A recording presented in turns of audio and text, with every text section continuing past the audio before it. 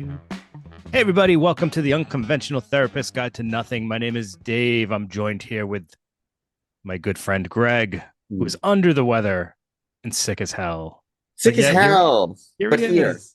Yeah, a little pale maybe in the screen here, but that's okay. We're Yeah. here and we show up. Um and it's interesting because like I felt like almost a captive in my own home for the past couple days, and this is an interesting topic for me. And I actually really like this topic because I think it sheds a light on a bunch of other topics.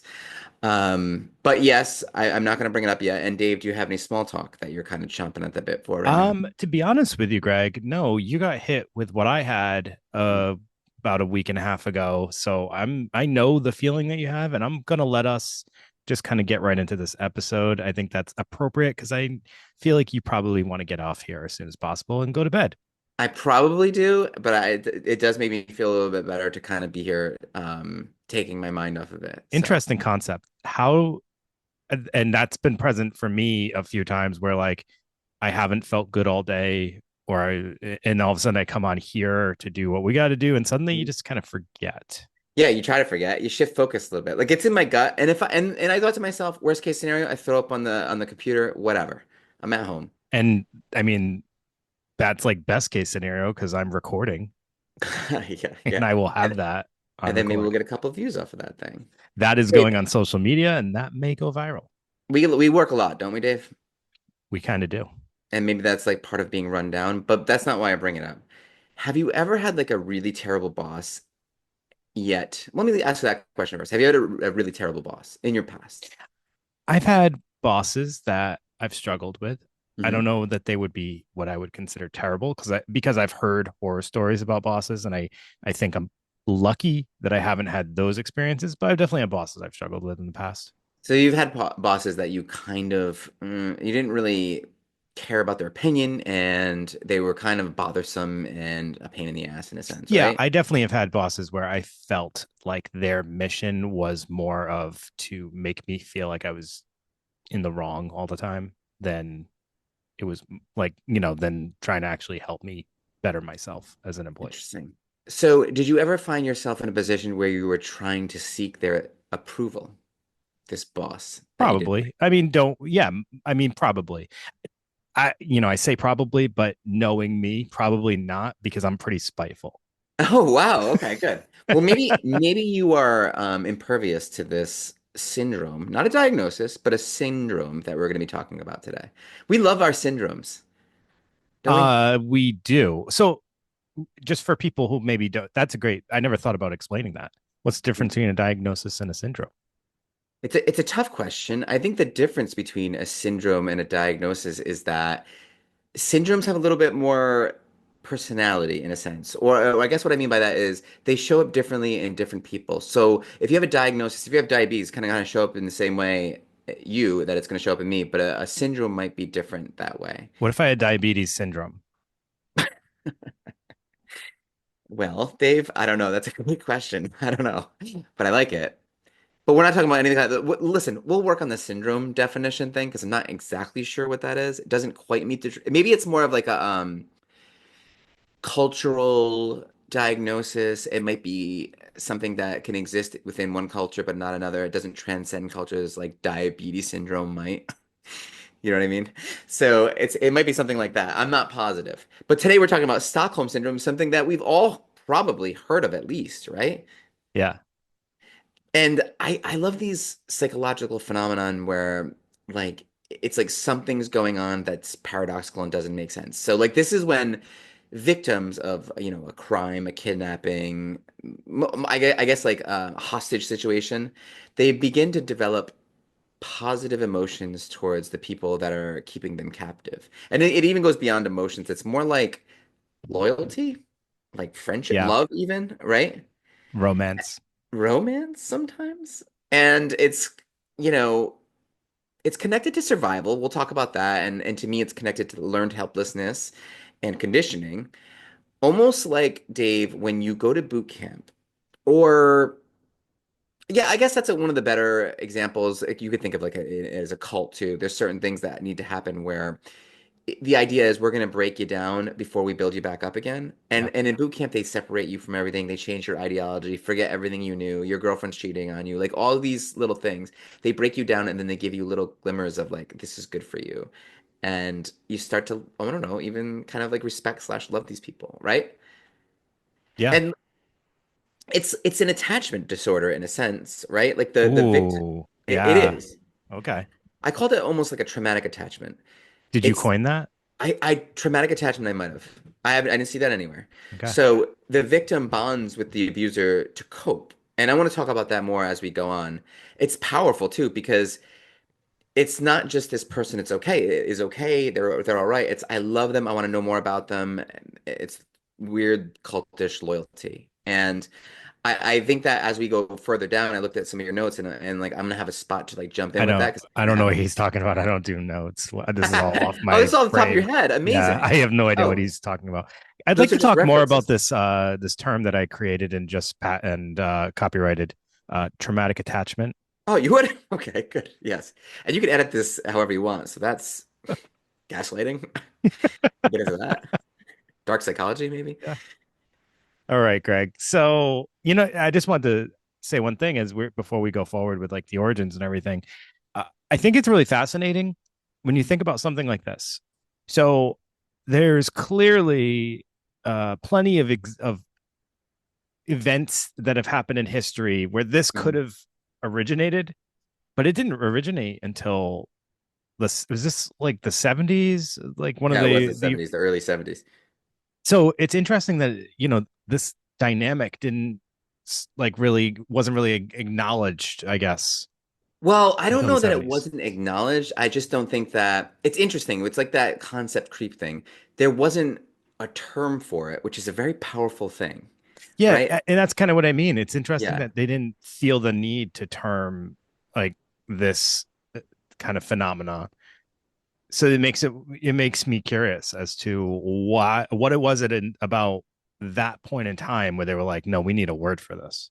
that's interesting. I don't know what it was about that point in time because you when you think about like even concentration camps, The um, Trojan War, right. There's like you know? times where people are held against it. Like I think of often, even the beginning of Man's Search for Meaning, the people who were running like the gas chambers and were Jews and they tried to gain favor with the Nazis while they were in the camp for survival. That's essentially what we're talking about here in a lot of ways.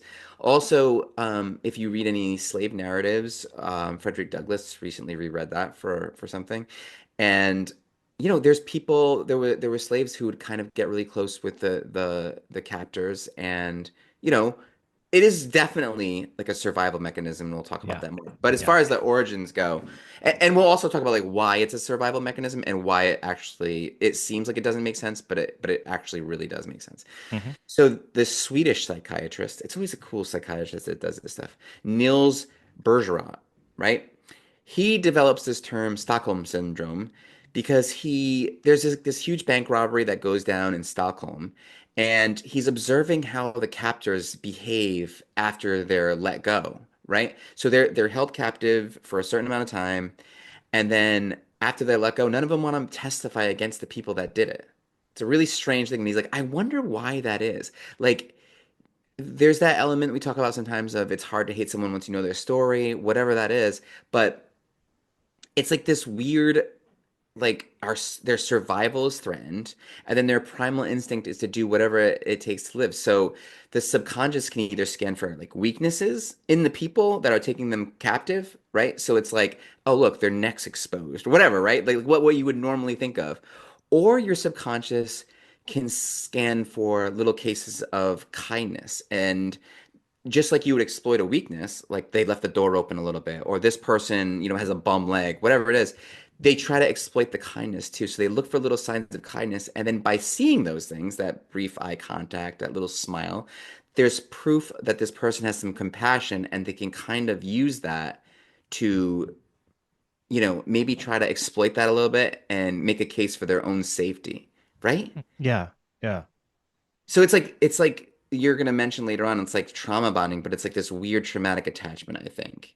You Right. start you hyper focus on these little quote unquote mercies. So, when someone kidnaps someone and then they give them a little bit of water, or um, I'll talk about later on that J.C. Lee Dugard, that story with that poor, little girl that was kidnapped when she was 11, and she Hmm. doesn't get let out till like 18 years later.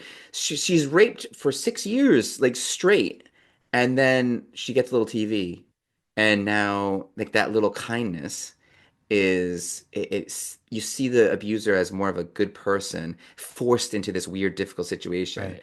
and like you start to, as the captor, adopt their views because you've been isolated.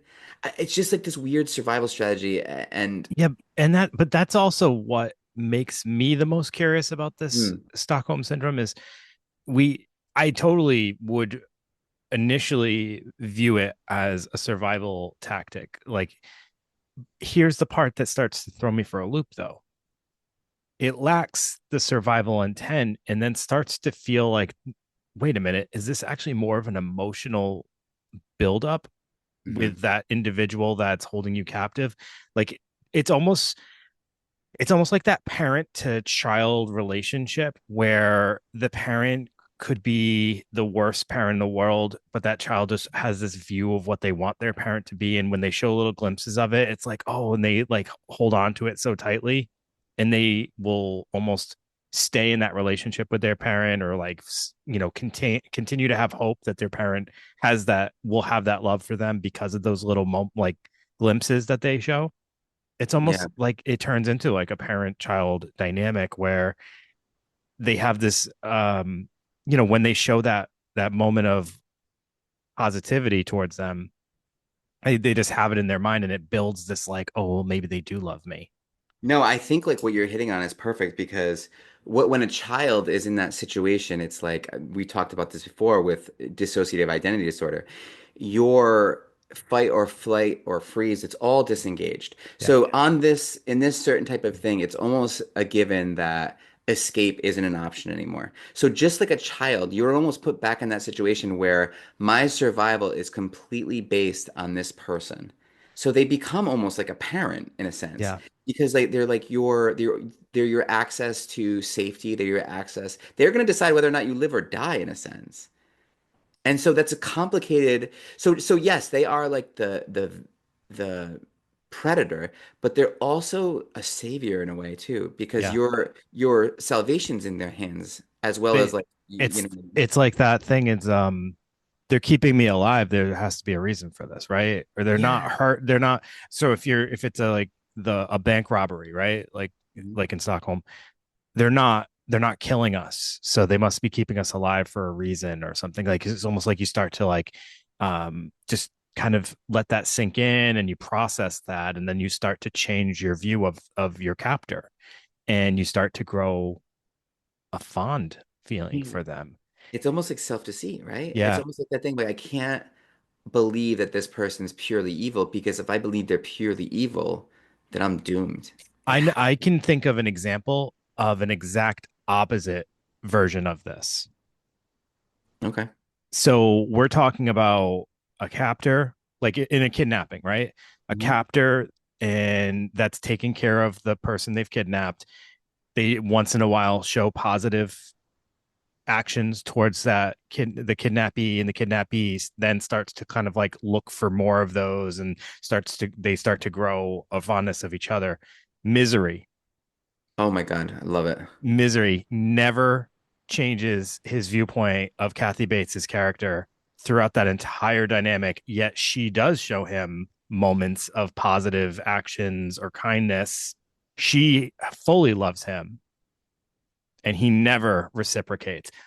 Pretends to for survival, but never fully feels it whatsoever. Right? Yeah. So I think one of the conditions of first of all, great, great. I love the book and I love the movie. Kathy Bates and what James Caan, amazing. Yeah, Right? amazing. Um, I think one of the conditions of Stockholm syndrome is to genuinely believe that escape is impossible. And I don't think he ever really No, felt he that. never gave up. He Yeah. never gave up And that that fight. might You're be right. it. You're right. You're hitting something, Yep. right? Yeah. Without this maybe maybe if you believe that this person is never going to be like I think that maybe he saw that she was psychotic Yeah. and he couldn't trust her like emotions And he because also felt smarter than her because yeah, of that. interesting. Yeah. Very interesting. Cool take. So I guess if you were thinking in like the larger scale, like not a one to one, we're looking at like bank robberies, someone coming Mhm. into any kind of building and taking it over, holding everyone at gunpoint. Super scary, right? Yeah. What changes the dynamic enough for people to leave there thinking we got to protect these people? We can't let them go down, right? Like, Yeah. I wonder what that dynamic is, because that's different than a one-to-one relationship. You don't get that same attention. You don't have the same bond. I don't think those victims of that kidnap of the bank robbery left there feeling like, oh, I'm in love with all these captors. um but they have a So protectiveness now. I think there's like a weird thing that goes on with those situations. Um, so what if the police are trying to like rush in or other people are trying to save you, but then that's causing more danger, and then you so it's you almost fear like you're going to die because of the people trying to save you, yes, and so right? a weird psychological twist. It's So like then you start to protect more, and then you just never stop protecting. right, and then it's a really confusing thing, and it's Yeah. like and then you start to be like, well, all they really want is this. Is Just that so give it to them. far? Just give it to them. Yeah, And then exactly. when they don't, you're like, then you just change your mind frame, and then Right. you're actually mad at the people that are actually trying to save you. Yes. And or maybe you realize that like the thing that they're up against, their fight, their cause, Mhm. you actually kind of believe in too. Maybe they And hit don't a same value as yours. Sure. And listen to this though.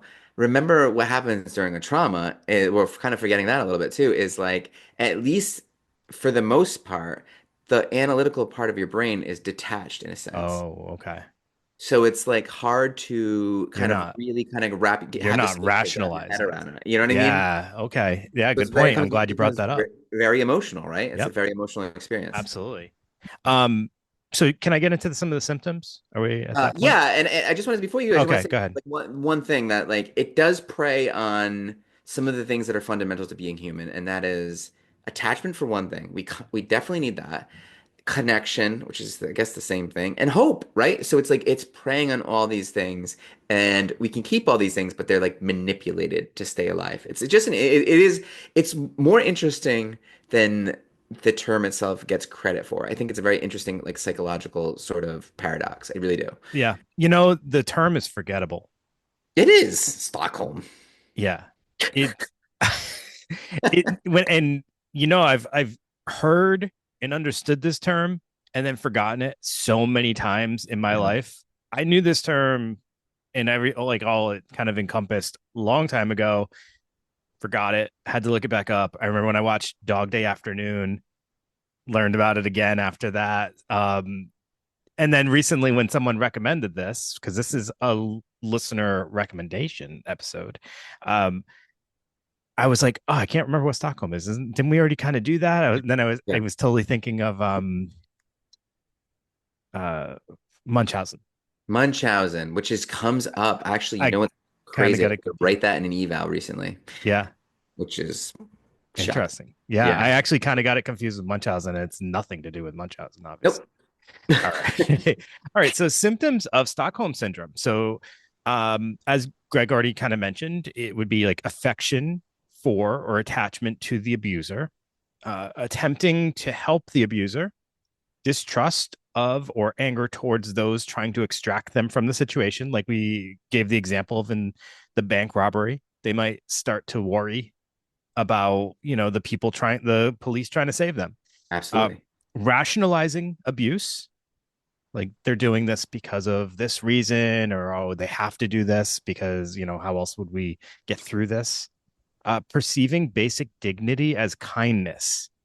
I like the wording on that because that's kind of what we were talking about before, like a little TV time. It's like in all reality, like that's nothing. Like a sip of water. Sip of water, oh my goodness, Thank thank you. you. My lips are dry. You really care about me. Yeah. And the last one would be like feeling powerless. So kind of goes into what you were talking about earlier as well, that idea that there's no other way I'm surviving. Hmm. So we have to get through this together. Um, After leaving the abusive relationship or being held captive, so later they might start to have other symptoms, which could include denial, social withdrawal, chronic feeling of tension, feelings of emptiness, depression, anxiety, learned helplessness, excessive dependence, loss of interest in activities, embarrassment about their emotions towards an abuser, confusion, guilt, distrusting others, PTSD, nightmares, insomnia, flashbacks, startling easily. I mean, so many of those are combinations of depression, anxiety, and PTSD symptoms, Absolutely. right? Yeah, like kind of all wrapped together. You keep like using the term like abusive, and it's making me think of like just run-of-the-mill romantic relationships. And I wonder if people ever think about Stockholm syndrome in terms of abusive Well, I was relationships. actually going to bring that up pretty soon. Oh, good. Yeah, no, that's definitely part of it. I don't think.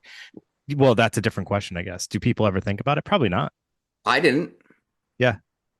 I mean, I always thought about it in terms of like captors. So, well, there is a term, and what's the term? Battered woman syndrome. And I was Mhm. trying to. I meant to look that up before I started doing this, and I couldn't really find like a clear definition of what that was, so I kind of just left it. But there's that phenomena too, but that's different than this because there are this sometimes I think gets confused or compared to a few other things.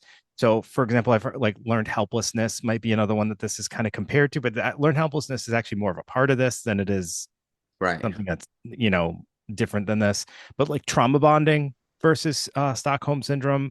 So with trauma bonding, it's similar, but it often involves empathizing with the abuser, and it's more in one direction and not reciprocal. So part of this is also that it's with Stockholm, it's not just the victim that starts to grow the attachment. The perpetrator Yeah. starts to grow the attachment as well. This weird affinity for each other. Yeah. So Stockholm syndrome involves mutual empathy being built between victim and abuser, not just a one way, which would be the trauma bonding is more like if Greg, you were abusing me, and I'm just like, oh, thank you, Greg. I love you. No, you don't say that. I say that Oh, because right. one Sorry. way, Greg. My fault. So, You just you know what's Stockholmed interesting out though? with me. Trauma bonding, even as a therapist, I've always kind of thought of trauma bonding as when like, say like two teenagers had a really, tough upbringing and their parents are really hard to deal with and they're maybe they're both their fathers are alcoholics or they're both abused and they kind of get together and what brings them closer is their I bond. thought that too, but when I was looking into it, they were talking about it in this one, like one person feels Mhm. connected to the other, not both of them feel connected to each other because of the experience. That's kind of what I was like seeing with this too. In the trauma bonding seems like a newer like buzzword than Stockholm syndrome, but it's actually predates it, and it was Yeah, like what you would have described Stockholm syndrome sure. as before that. And I think that just like everything else, like these words take on new meanings when like you get on TikTok and social media and people are like, "Oh, we're trauma bonding" or something like that. It's like, we're Yeah. you Oh, know, well, that's true because I know that trauma bonding became a very pop culture like word that people were throwing around. Yeah, like in they had a kind of rough morning at unhealthy. work and they're getting margaritas and they're trauma bonding. All right. I was actually thinking in some kind of like unhealthy ways Oh, of course, with that like too. teens and Ye- self-harm and their trauma Yep. bonding, through performing that together. It's yeah, it's definitely probably shifted over time. Yeah, take a trip back to our concept creep episode and you'll see like the dangers of those kinds of words taking on meanings that they're not supposed to that wasn't the intention. Yeah. Yeah, for sure. So causes Mm. here, we're gonna get into a little bit of what causes this syndrome. So here's some key factors that may lead to the Stockholm syndrome before Greg kind of gives some thoughts about causation of it itself. So some key factors that may lead to it would be being in an emotionally charged situation for a long time. So like you were mentioning the girl that was kidnapped, would you say Mm. at age 11 Age 11, yeah. for how Kidnapped. many years? She was kidnapped and she stayed kidnapped for 18 years. Was that where was that? I can't, where the heck Was was that that? Ohio? Yeah, I think it was. And she's the one, she had the two kids Yeah. with her. And that adds another crazy Yeah. layer. Yeah. Yeah, that was I feel like I want to say Cleveland, but I could be It's wrong. happened quite a bit. Yeah. There's a few of the like Probably in Cleveland basement once. people. A lot of Mm, stuff happened in Cleveland, you know. yeah. Being in Shout a out to Cleveland. shared shout out Cleveland, what up? Being in a shared space with the hostage taker with poor conditions, like not having, you know, enough food or water or physically uncomfortable space.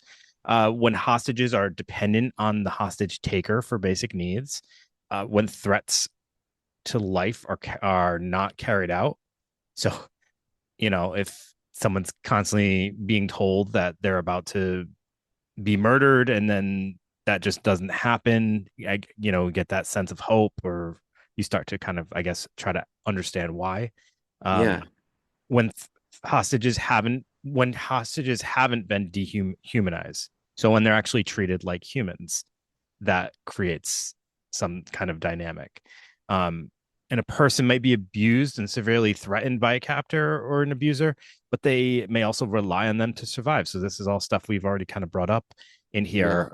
If the It's abuser weird is in any thinking. way, is kind in any way, they're going to cling to that as, you know, trying to survive, and they might have sympathy toward them for this kindness.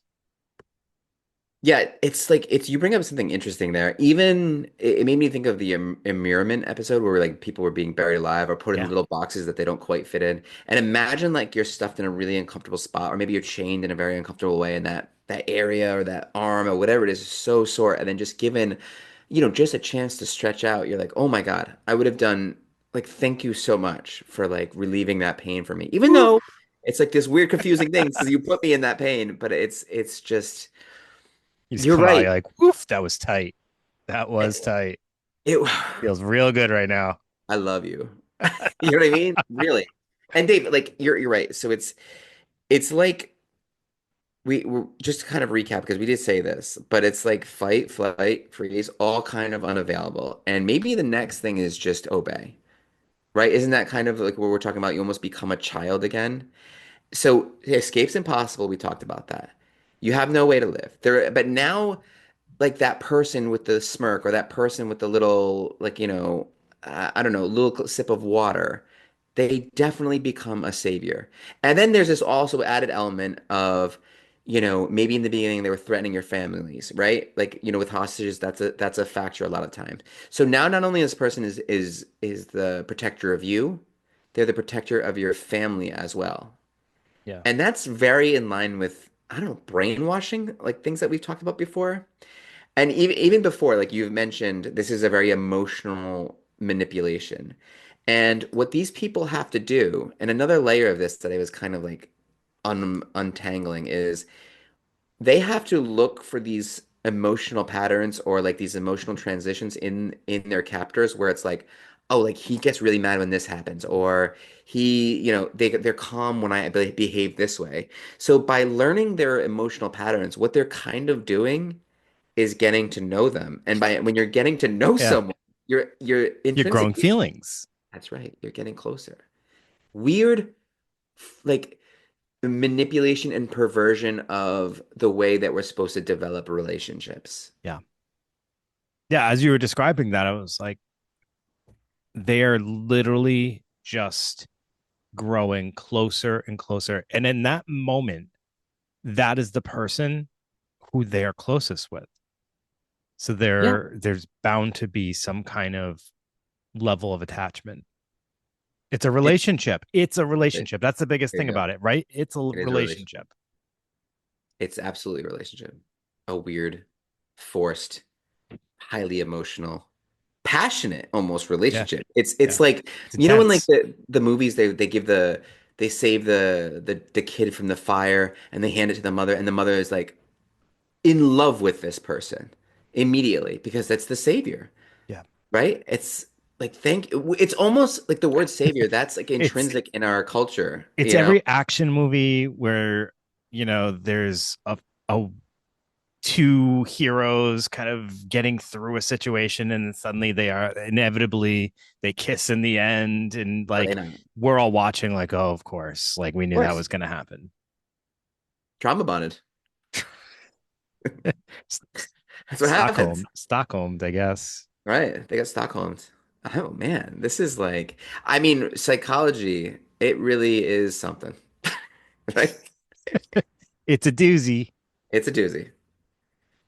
So all right, I guess now we can get into the part that I was mentioning, different types of relationships where this may arise, because Yeah. you had brought up abusive relationships, I guess, and Yeah, that's I'm that's interested in definitely that one. form of it. Yeah. So abuse, whether it's sexual, physical, emotional, can all lead to confusing emotional bonds, and between the victim and the abuser. And these survivors may continue to feel love and affection far beyond the realm of the abuse, right? And want to protect or still feel that attachment after, right? Mhm. Well, I'm sure that happens quite a bit. Yeah. And you know what else too that we're kind of leaving out here? Like in this, like you're talking about child abuse and even in romantic relationships, it's our need for love, which is a very real thing. And our like especially like we see with a lot of people the fear of being alone, the fear of being abandoned. Maybe obviously certain people are more susceptible to this than others, but it's like all of us have that desire for connection and love. It's very human. And Greg, if I'm in a really stressful, dangerous situation, I'd much rather try to feel like the person that's holding me in this place. I'd much rather feel like they love me than they despise me and or want to kill me, right? Absolutely. Seems to So be I the may best even option. like try to, change the way I feel about the situation by trying to remain hopeful that they're going to see something in me that's going to give them positive feelings about me. Right. Absolutely. And kind of almost leave your identity to behind, which puts you even further away from yourself and puts you further even away from like your rational thought so that Yeah. you can be more of what it seems like they need Sure. for survival. Uh, Another type of relationship where this could come up would be child abuse. Okay. And it's, that's obviously a very confusing thing for children and or any person that's part of that kind of relationship. So abusers will often threaten and physically harm the victims, obviously, but they might show kindness, which can be interpreted as love or affection, and that can cause there to be like this an emotional bond, and that may protect the abuser for a period of time. um, you often will see, we are talking about some of the after symptoms. I mean, Mhm. that's probably a big thing with child abuse, especially. There's that feeling of guilt or responsibility for what happened and things of that nature, right? Yeah, and like loss of self-esteem. So do I Yeah. even, this is all I deserve? Yeah. Yeah. Justification of why things were done to them, things like that. Another one would be sports. So, some coaches on teams can be pretty abusive they're either verbally or even, sometimes probably physically. Yeah, like Um, look what happened to Billy Bob yeah. on Varsity Blues. Yes. Yeah. Yeah. Remember Yeah. Varsity Right. Blues? Right. Right. Yeah. And then the program too. Mm-hmm. Friday Night Lights, all these things where like, the coach may have been, abusive, Sure. right? Yep. And they strive for his approval despite like his lack of concern for their, well-being. Yeah. You're right. um they the players, the youth or whoever might start to rationalize the coach's behavior, might even defend or sympathize with them, and it might lead to this syndrome from occurring. It's very interesting. And then sex trafficking. They're often trafficked and forced into sex trade work, and they become bit dependent on the captors for their basic needs to be met, and this might cause them to start to develop an emotional bond as a way to survive. And then the outside looking in, it's so funny that you brought this up. I'm watching this new show, The Pit, and it's about hospital work, right? And there was this woman that came in, it was just a very beautiful woman with another very beautiful woman, and they were kind of like asking, there was a sexually transmitted disease situation, and they were like, well, how did this happen? And they started to get the feeling that this might be a sex trafficking situation, Hmm. and it didn't look like what you would typically guess or what I would typically guess is a sex trafficking situation, but I guess I'm ignorant to all that. And the woman, despite having every opportunity to leave this situation, just felt like she couldn't and would not turn on the person that had brought her in, even though it was kind of like behind the scenes as viewers, we knew what was really going on. But she wouldn't turn on this person despite having every opportunity in a major city to just get away from this. Yeah. And it's like watching that, I'm like, what are you doing? Like, this Right. is your chance here. But then, even in JC Lee Dugard, she was around people tons of times. This this is one of those things that I truly feel nobody can understand if they haven't been through it. I don't think there's any way that despite all these explanations, if we watched a scenario of it happening, we wouldn't want to like pull our hair out Yeah, or, scream at the person because we wouldn't be able to fully put ourselves in their shoes and understand the feelings they are feeling. it's such a true thing. That's such a real point. It's you don't outside looking in, it looks obvious, but emotions are strong as like you could tell someone a million reasons why they shouldn't be depressed, but then that doesn't make it easy to not Yeah. feel depressed, It right? It it can be is rational as hell to yeah. not be depressed in this moment. Your That's life a, could be great. that's exactly what I was going to say. It is void of all rationality, right? Yeah. Any reason is out the window. Before we get into pop culture references, why don't you give the real life examples and then we can do pop culture? Okay, so of course, I think when anytime we talk about Stockholm syndrome or hear it, the name Patty Hearst probably comes up. Is that true for you? Yes. Okay, so Patty Hearst was a big deal because her grandfather was William Randolph Hearst. I don't know if you knew who that was from like history class. But he basically invented newspapers. And a long time ago, newspapers were it. Like the newspaper like magnates or like these owners of these newspapers, because there's only a few, were like the richest people in the world. So here's this woman, rich as can be. She's abducted because she's rich as can be by like the Symbionese guard. It's some kind of like radical group. Anyways, they abduct her and and I'm just gonna spell that for you. It's Symbionese. It's like a liberation army. It's Symbionese. yeah. So they're trying to garner money for their cause. And so they abduct her and they keep her for a while and she's abused and she's this and she's that and she's held captive for a long time. And then the next time you see Patty Hearst is in this famous picture. She's wearing the beret and everything. She's holding a machine gun and she's committing bank robberies with these people. So it's like a perfect example of how this can go, right? Yeah. And then obviously because she's so well connected, they're kind of able to pull her away from that. And at first she's defending them. She's defending them. Dave, to the point where like she wouldn't just let it go. She spends 22 months in prison. Yeah. Crazy, right? I mean, her own It's like wild. crazy. And then she later, which I find very interesting, marries her bodyguard. Um, and I think in a sense you marry someone who can protect you from this whole thing, right? Just very, very interesting case. That's an episode on its own. She also becomes very interesting later in life. John Waters, who you probably are Oh familiar yeah. with, takes a liking to her, and she's in the movie Crybaby. Okay. Yeah. Yeah, she's like the mom, not like the scary lady, which I shouldn't say. You know what I mean? Yeah. But yeah, and there's also like I talked about J.C. Lee Dugard. I read the A Stolen Life like a while back. It's just really intense. It's really hard. It's really sad. This person was kidnapped when they were a child and groomed in a sense. I maybe it's grooming is a part of it that we don't really like. Is it like a really quick grooming? Because there's two ways that we're Mm. kind of describing this. It's like immediately like you're detached, it's traumatic, and there's this like traumatic attachment, and then there's the other side of Stockholm syndrome, which might be even a little bit of a different thing, where it's like you're slowly broken down, and then you don't even know who you are anymore, and you're built back up in a whole different identity that was there. Just for the record, this was also in California, not Ohio.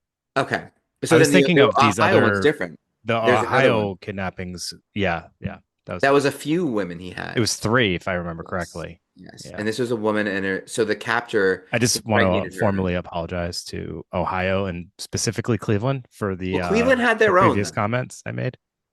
They had their own. Yeah. They tripled up on it. Okay. So I mean, these are like, and then of course there's the Stockholm incident, when they were the robbing of the bank there, and which kind of started this whole thing. But it didn't start this whole thing because this is a phenomenon that's very human and has been going on for, I mean, you see it in pop culture in where like somebody's, you know, like I remember watching this movie, I can't remember what it was, but like George Washington was super close with his slave. And it's like the slave, I don't know, like did he, it's a weird relationship there just because of the nature of the position, right? Right. Like it's very strange that way. Um, So pop culture references, as on. you just mentioned, the one that first came to my mind was King Kong. Yeah. So he picks up his victim, right?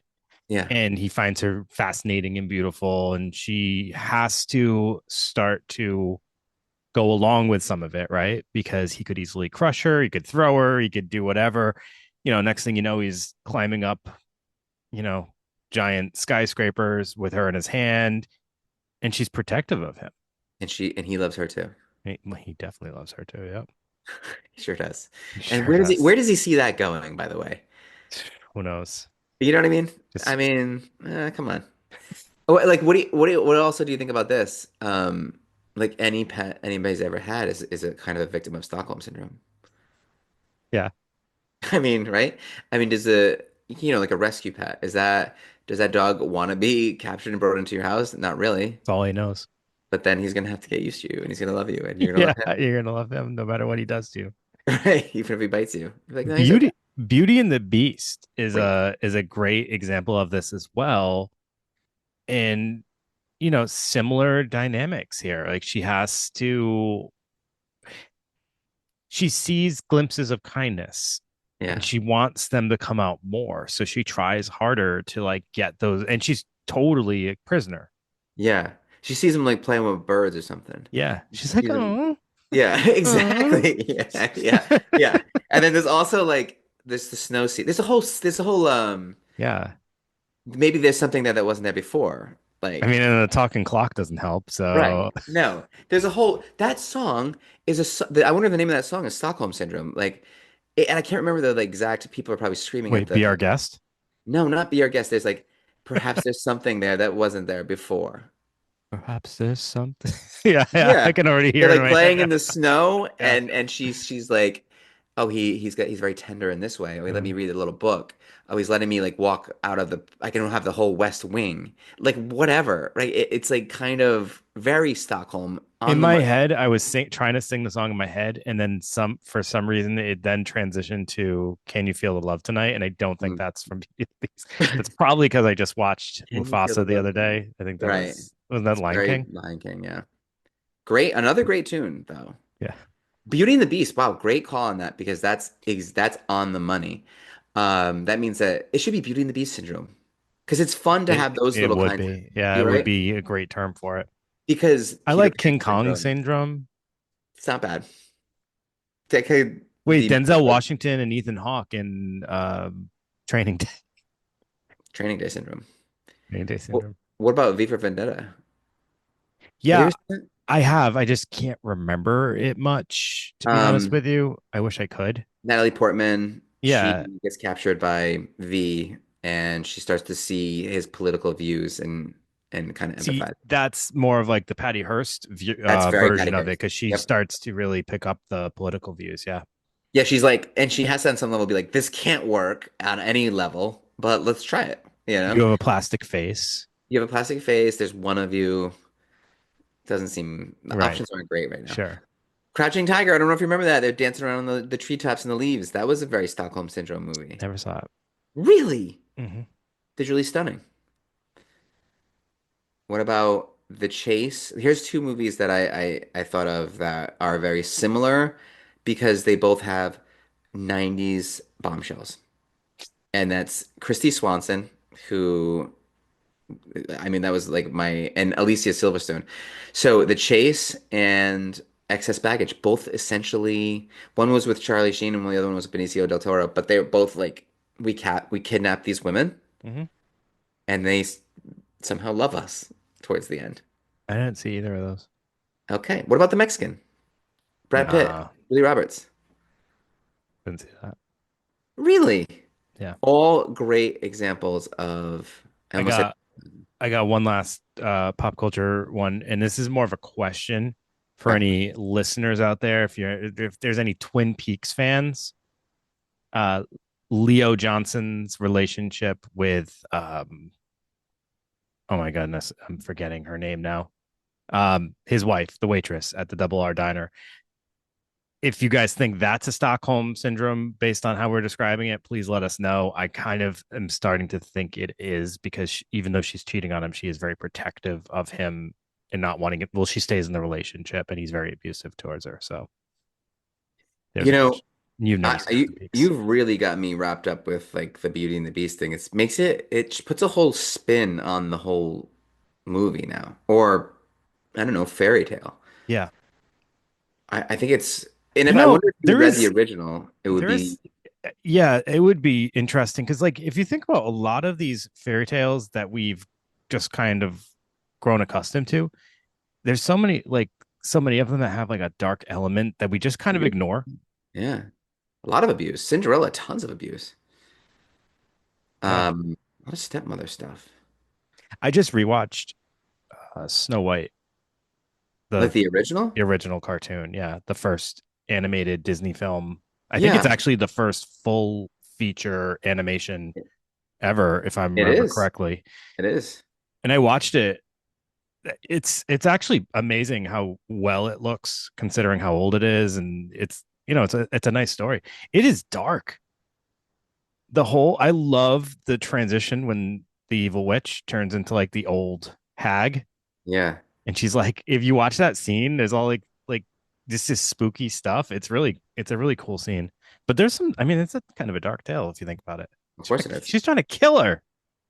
She's trying to kill her, yeah. And I wonder like if it would be fun to even cover like one or two of these like grim Yeah, fairy tales, grim fairy tales. Yeah. you know? That's where they all so fun. I don't know if I can really talk about it. I just watched a movie that's coming out soon, and here's what I can say about it. It's called The Ugly Stepsister. I won't give a review of it because I'm not allowed to yet.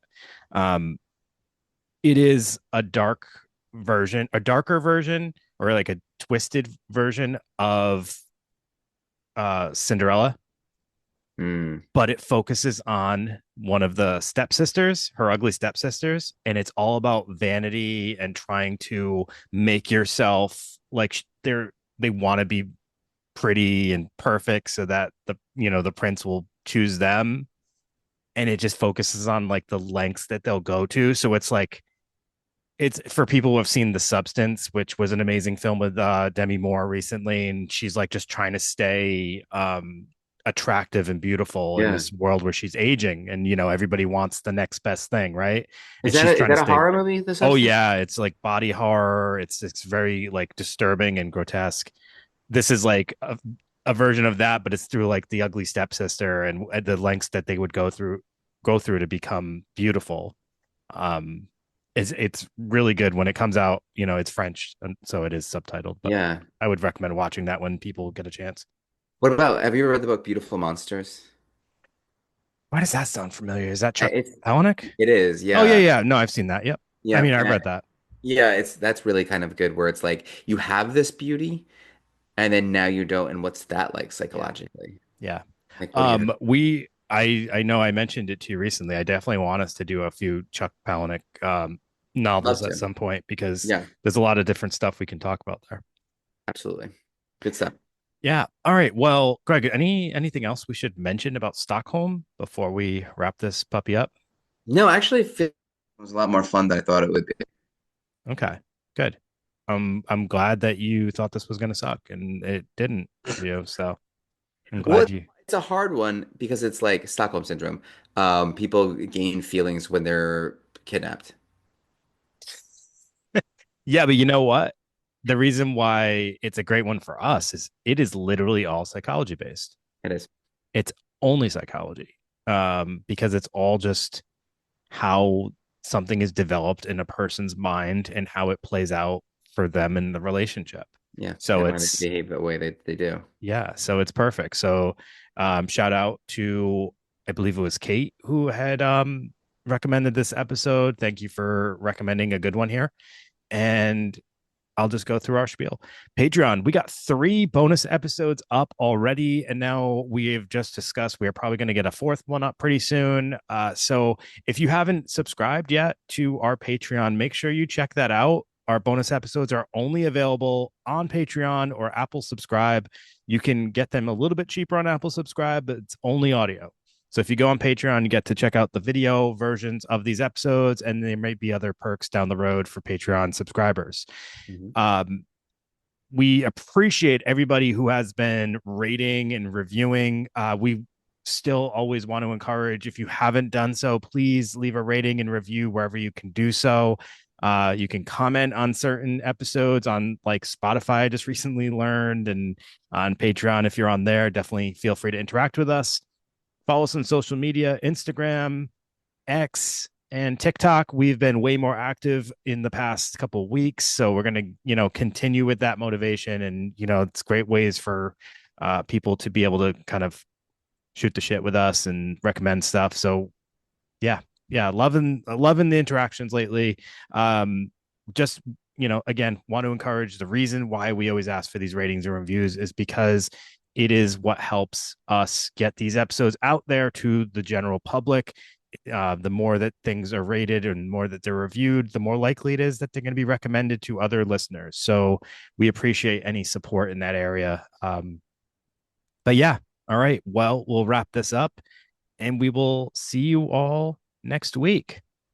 See you all next week. Hopefully Greg is feeling better by then. Hopefully his tummy ache is better. Yeah, boo boo. Just messing. So yeah, well, hopefully he'll feel better and he'll be 100% for the next episode. But yeah, we got, what do we got? Easter episode next week, I believe. Mhm. So that'll be a fun one, maybe. And We're yeah, hoping.